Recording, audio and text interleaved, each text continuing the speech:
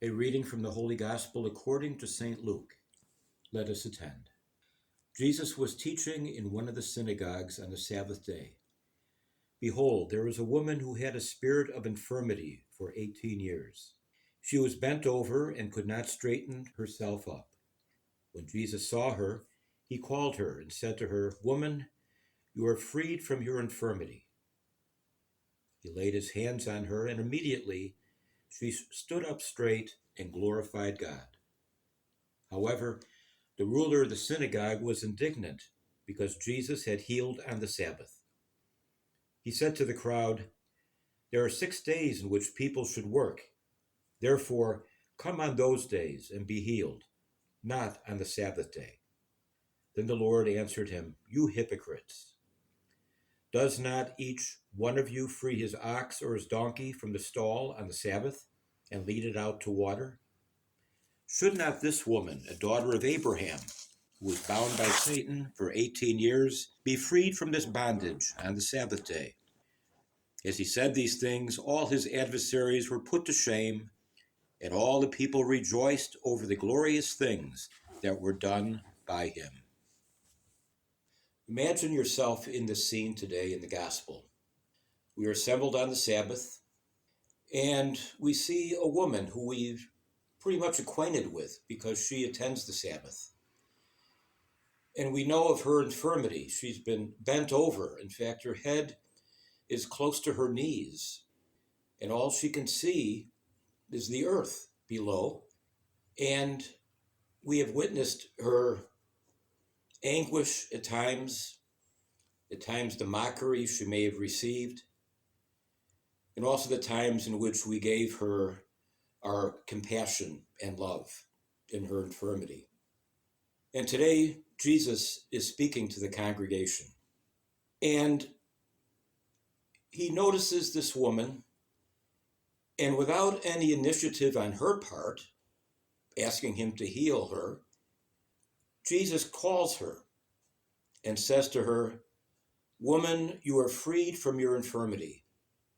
Then he laid his hands on her, and immediately she stood up straight and glorified God. We imagine as we witness this miracle the intensity of her joy, that now she can see and gaze upon the sky and look around her, and to be in a very real way aware of her surroundings in ways in which she wasn't before. And we are happy for her. But then we have the leader of the synagogue who comes forward and starts berating the congregation. In a sense, shaming the woman, and in a sense, correcting Jesus, saying, "Don't you know the law? You shouldn't be doing any healing on the Sabbath." And we witness this, and we see how ludicrous this leader's argument is. This woman has been freed. She is healed.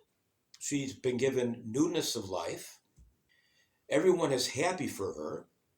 And yet this man is saying something so, in our eyes, so ridiculous, or in our ears, so ridiculous, that we're just looking at him with absolute perplexity.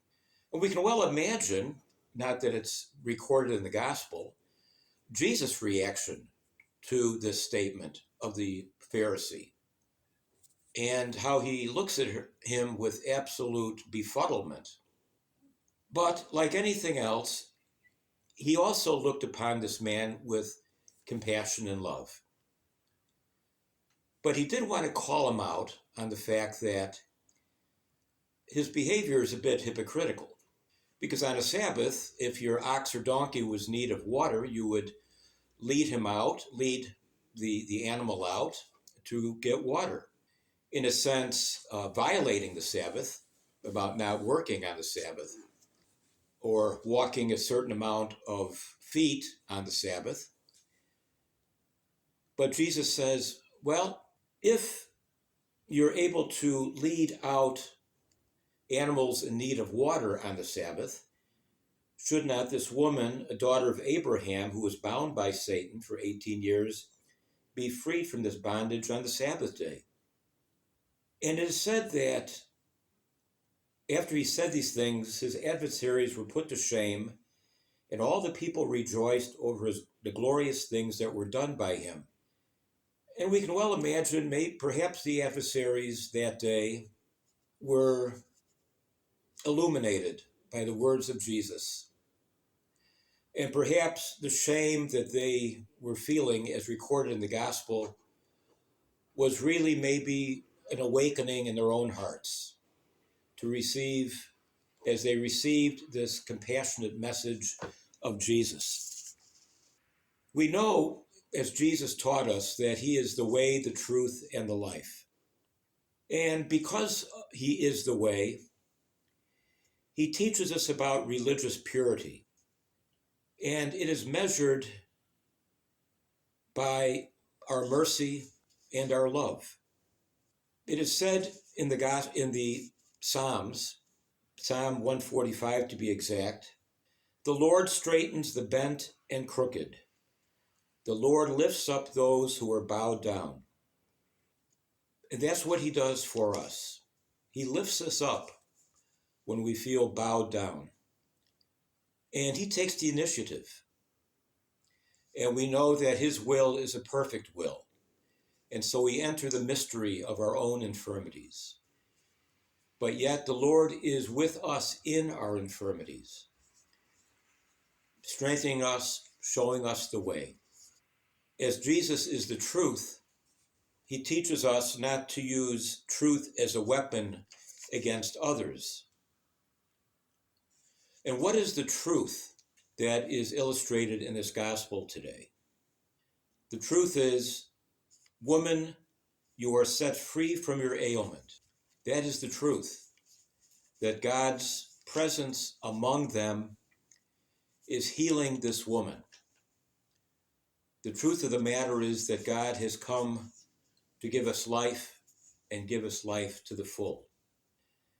And we know that also he taught the truth about how we follow the Sabbath, and that in the Sabbath he teaches us that it is mercy and love that shows us the way to live the Sabbath.